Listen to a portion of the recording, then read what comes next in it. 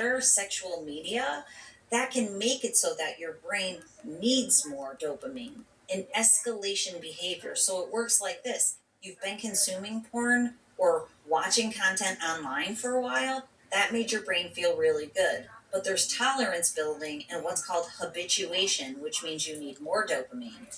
And you know the way that the hijacker will convince you that this is a totally brilliant idea to get more dopamine? It's to send a sext to an acquaintance or to a random person. So the hijacker goes, I've got a totally brilliant idea. Why don't you send Dr. Trish Lee a phallic pic? And then me and my team are the recipients of said phallic pics, if you know what I mean. But it's for control. It's not really thinking about the the people on the other end and what they want, because I will tell you, it's not sexual excitation that's happening on the other end. It's coming from brain dysregulation. It's coming from brain dysfunction that makes you more impulsive. It makes you more compulsive. You have to do it over and over and over. So if you find that you can't stop sexting, that is because it's a compulsion. Compulsion means it's something that you did and now you need to do it to feel good to offset negative emotions. Now let's pivot for a second into what women perceive in sex. There's two types of expectations that happen around sexting, and science shows this. One is a positive expectation, the expectation that the sender or the receiver is going to feel more confident. Many times, men perceive themselves as the sender as more confident. It gives them stronger body image and increased self esteem. It makes you feel better about yourself to send the sext. So that's the positive expectation. And we know men associate the positive expectation with sexting much more than women.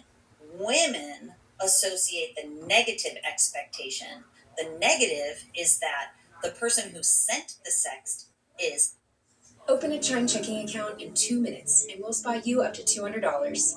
Install now.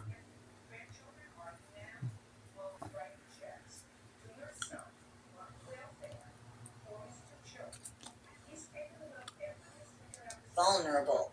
Not my words, quote unquote, of the scientific study.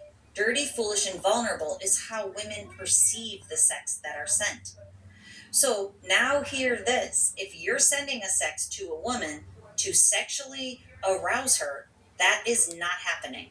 What is happening is she's perceiving you as dirty, foolish, and vulnerable for the most part. And what's happening is it's making you feel more confident, but you're not getting the outcome that you want.